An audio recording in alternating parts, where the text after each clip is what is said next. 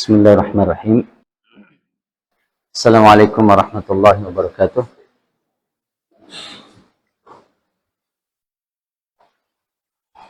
Alhamdulillahi rabbil alamin.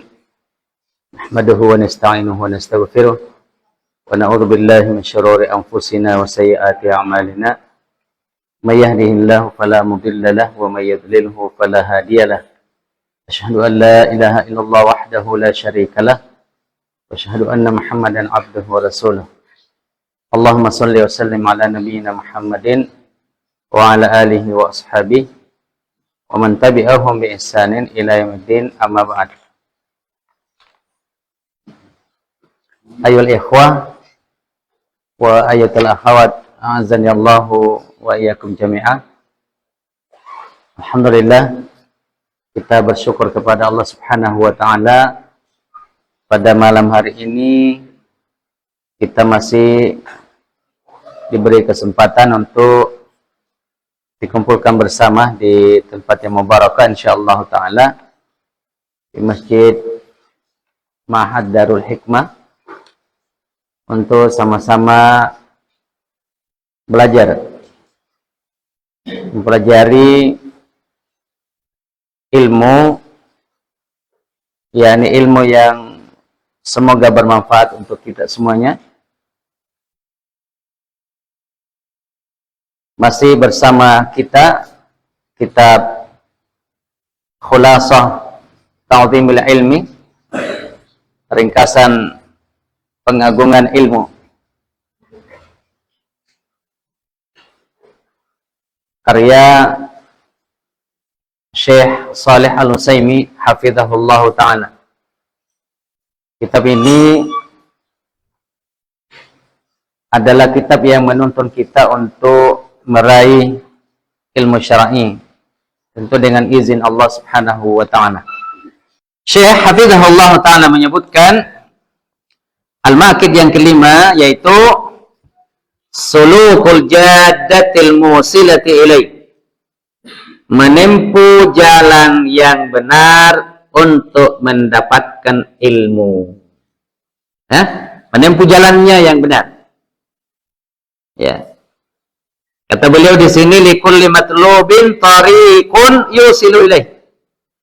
Setiap sesuatu yang ingin dicapai, yang ingin diraih, memiliki tariqun, jalan untuk mendapatkannya.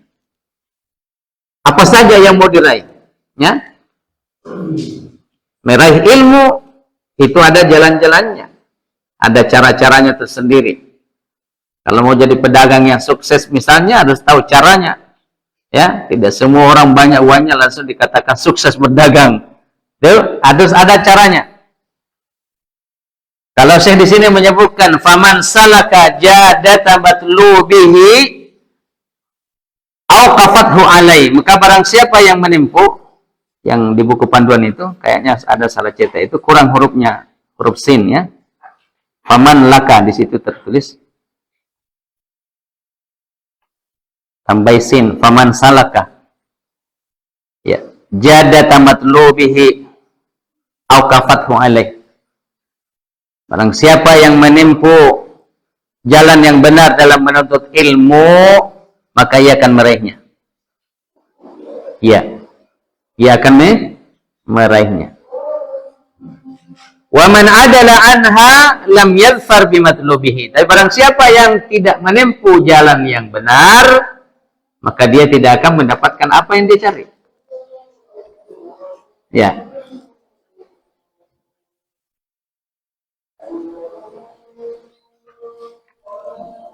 Siapa di sini ada pohon cengkehnya di kebunnya? Ada ya? Ini, ada pohon cengkeh. Nah, kalau mereka itu kan banyak juga pohon cengkeh, ya? Iya. Kalau sudah berbuah cengkeh, bagaimana caranya supaya bisa petik cengkeh? Buahnya dipanjat. Dipanjat? Atau dijolok? Dia apa? Hah? Ya, pasti dibikinkan tangga, baru tangganya dikasih berdiri. Disandarkan di mana tangganya? Belum pernah lihat kayaknya nih, tapi mungkin Ihwa yang punya pohon cengkeh nih. Untuk bisa mengambil buah cengkeh itu ada caranya tersendiri, tidak? Ada ya? Iya. Kalau antum pakai cara sendiri yang tidak pernah ditempuh oleh orang yang punya kebun cengkeh, antum satu kali panen itu selesai. Karena antum pasti tebang pohonnya atau apa namanya nih? Apa bahasa di sininya, di tebang tangkai-tangkainya ya? Karena mau dipetik di luar, tidak disampai. Terpaksa diparangi tangkai-tangkainya. Itu kan cara yang salah. Walaupun nanti kita dapat buahnya, ya, tapi pekerjaannya susah, hasilnya kurang bagus, ya. Tetap didapat, tapi mungkin tenaga dan biaya yang dikeluarkan tidak seimbang. Itu saya kasih contoh bahwa gambarannya orang yang ingin meraih sesuatu harus punya jalan yang benar, harus punya cara yang benar, ya. Maka sini sebutkan wa inna lil ilmi tariqan, dan sesungguhnya untuk meraih ilmu juga punya cara tersendiri, ya. Ada cara-cara yang harus kita lalui, yang harus ditempuh dalam meraih ilmu. Man akhta'aha dhalla wa lam yanalil maqsudah. Maka barang siapa yang tersalah dalam menempuh jalan ini, ya, maka dia akan sia-sia, dia akan tersesat dan tidak akan mencapai apa yang dia inginkan.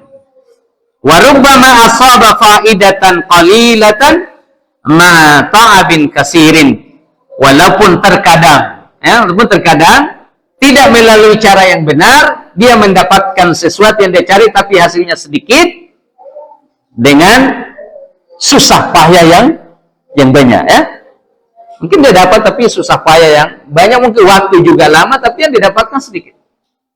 Ya, tapi karena menempuh cara yang benar, ya, bisa dengan cara yang singkat dia dapat ilmu yang banyak. Iya. Kalau di pantai, di bagian pantai sana dekat-dekat laut, itu saya kasih contoh ihwan-ihwan gimana caranya bisa mendapatkan ikan yang banyak dalam waktu yang singkat dan tidak terlalu susah. Gimana caranya? Itu kalau orang pantai. Di sini tidak cocok kayaknya karena sini tidak ada laut. Ya. Tapi kalaupun orang mereka mau dapat ikan laut, bagaimana caranya? Menempuh satu jalan yang singkat, ikannya banyak. Hah? Langsung ke pasar. Langsung ke pasar. Jangan antum mau beli perahu, mau beli pancing, baru antum ke Pelawali sana. Aduh, itu lama sekali tuh. Itu antum harus belajar lagi bagaimana cara mendayung. Ya, kalau mendayung saja tidak dipelajari itu bisa tak putar-putar di situ perahunya antum. 24 jam di situ terus. Oke, jadi demikian ya, ilmu itu menuntut ilmu juga ada caranya. Nah, perhatikan baik-baik, ini penting buat kita ini. Ya. Oleh kalau kita niatkan bahwa saya ini memang harus menuntut ilmu, ya. Kayaknya saya singgung kayaknya pertemuan yang lalu, ya. Kalau dalam menuntut ilmu itu ada berapa tingkatan? Kan ada namanya penuntut ilmu, thalibul ilmi. Ada namanya apa? Orang yang mencintai ilmu. Ada lagi yang namanya orang yang mencintai penuntut ilmu. Tidak tahu kira-kira kita berada di mana nih, ya. Oke, baik. Di sini penulis menyebutkan wa qad dzakara hadza tariqa bi lafzin jami'in mani Muhammad Murtada bin Muhammad Az-Zubaydi sahibu Taji' al-Urus. Ya. Tajul Urus, ya, judul kitabnya, maksudnya Muhammad Al-Murtada Beliau mengatakan fama hawal ghayata fi alfi sana. Syakhsun fakhudh min kulli fannin ahsana. Ya. Seseorang itu tidak akan meraih seluruh ilmu walaupun menghabiskan waktu sampai 1000 tahun lamanya. Ya, maka beliau nasihatkan di sini, ya, fakhudh min kulli fannin ahsana. Maka hendaklah seseorang itu mengambil dari setiap bidang ilmu yang terbaiknya. Ya, mengambil dari setiap bidang ilmu yang paling terbaiknya. Maksudnya di situ adalah kunci-kuncinya. Beliau sebutkan bihifdhin matni jami'il raji. Ya, dengan cara menghafal matan ilmu yang ringkas, padat, dan sudah menjadi pegangan atau pilihan para ulama. Jadi pertama tadi beliau sebutkan kita harus mengambil dari setiap bidang ilmu atau cabang-cabang ilmu itu yang paling terbaiknya dengan cara meringkas atau menghafal matan-matan ilmu tersebut. Tentu matan-matan di sini sudah dipilih oleh para ulama. Ya, contoh misalnya bidang akidah. Bidang akidah. Maka ada kitab-kitab ringkas ditulis para ulama. Itu dulu yang dihafal. Diambil itu dulu yang dikuasai. Contoh misalnya Qawaidul Arba. Al-Qawaidul Arba. Cuma 4 kaidah. Kalau ditulis mungkin 2 halaman saja itu. Ya. Atau 4 halaman lah.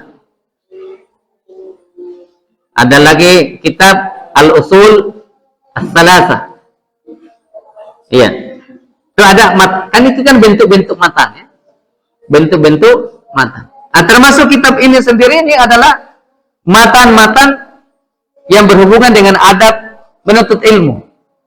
Kalau ini bisa dihafal, ya minimal tadi yang saya sebutkan, al-makid yang pertama ini, makid yang kedua ini, makid yang ketiga ini, yang keempat ini, yang kelima ini. Ya, tidak usah dihafal seluruh dari setiap halaman ini. Itu namanya menghafal dari kunci-kuncinya. Apa bahasa kita dulu? Ringkas-ringkasnya. Ya. Kalau kita sekolah dulu di SD, di SMP ada namanya ringkasan, ya? Ringkasan. Ya, mungkin yang santri ini yang SD, belajar di SD, pernah tuh menulis dulu namanya ringkasan? Di buku tema ada ringkasan? Ya, buku tema itu ada ringkasan ya.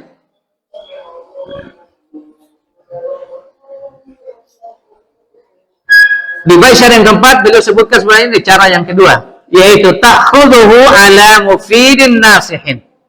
Kemudian hendaklah seseorang itu mengambil ilmu dari guru yang kompeten.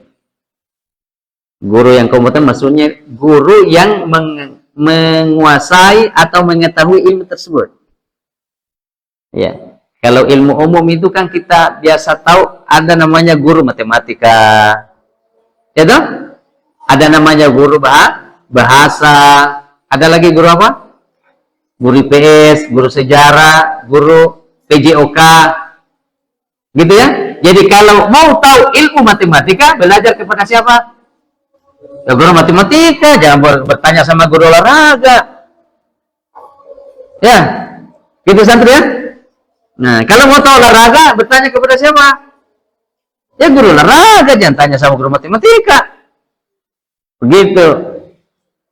Nah, sama juga dengan ilmu, disiplin-disiplin ilmu dalam ilmu agama ini, itu telah dibagi-bagi oleh para ulama. Ada yang paling dasar, ilmu qiraah. Tentu belajar kepada orang yang bagus bacanya. Ya sudah mengerti, oh begini bacanya. Belajar sama dia. Itu namanya menguasai ilmu yang diajarkan. Ya, dan paling bagusnya kalau kita tahu yang mengajar ini diketahui kalau dia pernah belajar. Karena itu bahaya kalau kita belajar sama orang yang dia pun juga tidak belajar. Nah, itu bahaya ya. Bahaya. Yang kedua, syarat orang yang diambil ilmunya nasih. Ini nasih maksudnya adalah orang yang bisa dicontoh. Dua bentuk yang dimaksud oleh Muhammad Murtada dalam bait syarih itu menulis, yaitu Syekh Al-Utsaimin terangkan di bawahnya. Fa'ammal amrul awal, perkara yang pertama yaitu beliau sebutkan hendaklah menghafal matan-matan, ya, hifdzu matnin jami'il lirraji'in. Ya, hendaklah menghafal matan-matan yang ringkas dan padat yang telah diakui bahwa ini boleh sebagai pegangan. Semisal yang saya sebutkan tadi contohnya al-usul as-salasa, al-qawaidul arba'ah. Nanti setelah pindah kepada kitab tauhid. Ya. Kalau hadis-hadis yang saya sebutkan tadi yang ringkas-ringkas dulu. Ya, janganlah sembarang menghafal hadis langsung menghafal Sahih Bukhari, menghafal Sahih Muslim, jangan dulu. Ya, ibarat kita naik tangga itu mulai dari tangga bawah. Jangan naik rumah yang ada tangganya langsung mau di atas. Ya. Ini yang saya sebutkan di awal-awal. Kata Syekh di sini, fala budda min hifdzin. Ya. Wa man dhanna annahu yanalul ilma bila hifdzin fa innahu yatlubu mahalan atau muhalan. Kata beliau, tidak bisa tidak seorang yang disebut penuntut ilmu itu harus menghafal ilmu. Harus menghafal. Ya, karena barang siapa yang menyangka dia bisa mendapatkan ilmu tanpa menghafal, kata beliau, sesungguhnya dia telah menghayal. Jadi, hafal bom itu ini. Hafal ya. Nah, kan terkadang kalau disebut menghafal itu langsung pun, aduh, susah ternyata belajar ya. Harus dihafal. Tidak susah. Yang pertama kan sudah disebutkan, harus ada tekad yang kuat. Ya, nanti caranya menghafal gimana? Gampang sekali itu caranya menghafal. Gimana caranya? Cuma diulang-ulang saja. Tidak ada cara lain. Tidak ada baca-bacanya. Caranya itu cuma diulang-ulang saja. Diulang-ulang, diulang terus. Ya, sampai dihafal. Jangan berhenti mengulang sebelum dihafal. Itu yang banyak gagal karena belum dihafal sudah berhenti. Iya. Santri sudah hafal semua surah Al-Fatihah? Sudah? Saya tanya antum pernah menghafal khusus surah Al-Fatihah? Tidak pernah, dah? Kenapa bisa menghafal? Hah? Kenapa? Tidak. Sering didengar. Itu kan bentuk mengulang juga adalah sering didengar. Sampai-sampai ada riwayat itu ada orang tua di zaman Nabi SAW, dia hafal surah Qaf, surah ke-50, hanya satu kali didengar satu Jumat. Kan Nabi sering membaca surah Qaf di atas mimbar kalau khutbah. Akhirnya orang itu hafal surah Qaf. Ya, hanya kita ini jarang diganti-ganti yang didengar. Ya, jarang diganti-ganti, yang dibaca juga itu terus. Qul ya ayyuhal kafirun, qul huwallahu ahad, akhirnya itu yang dihafal terus. Dia dibaca dari belakang jadi hafal karena saking banyaknya diulangi. Saya pernah lihat, mungkin itu juga pernah lihat, ada syekh itu ditanya orang, bagaimana caranya supaya menghafal dengan mutqin, dengan hafalan itu tinggal. Kata beliau, ulangi sampai 100 kali. Yang bertanya itu kaget. Hah? 100 kali? Dia bilang, iya, kalau mau hafalanmu tinggal, ulangi 100 kali. Bagaimana kalau kurang? Dia bilang itu, Syekh, hafalanmu akan kacau balau, tertukar-tukar kalau kurang dari 100 kali. Nah, antum hitung-hitung surah Fatihah, sudah berapa kali antum dengar? Pasti lebih 100 kali. Coba sekarang antum disuruh membaca surah Fatihah mulai dari ayat 7 sampai ayat 1. Bisa apa tidak? Pasti bisa. karena sudah lebih 100 kali didengar. Iya, bisa tuh? Masalahnya surah-surah lain ini jarang didengar, jadi berkarat juga dia. Oke, baik ya. Karena sudah masuk waktu Isya, ya kita setelah dulu ya. Baru satu tadi ya, yang saya bacakan apa yang disebutkan oleh Syekh, bahwa yang pertama, caranya seorang penuntut ilmu agar dia bisa mendapatkan ilmu, apa tadi caranya? Yang pertama? Menghafal. Apa yang dihafal? Matan. Ada itu matan-matan itu ya. Oke, saya cuma kasih garis besarnya. Insya Allah subuh akan dijelaskan cara yang kedua ya. Cara yang pertama dulu. Ya, mudah-mudahan ada manfaatnya. Subhanakallahumma bihamdik, asyhadu an la ilaha illa anta, astaghfiruka wa atubu ilaik. Assalamualaikum warahmatullahi wabarakatuh.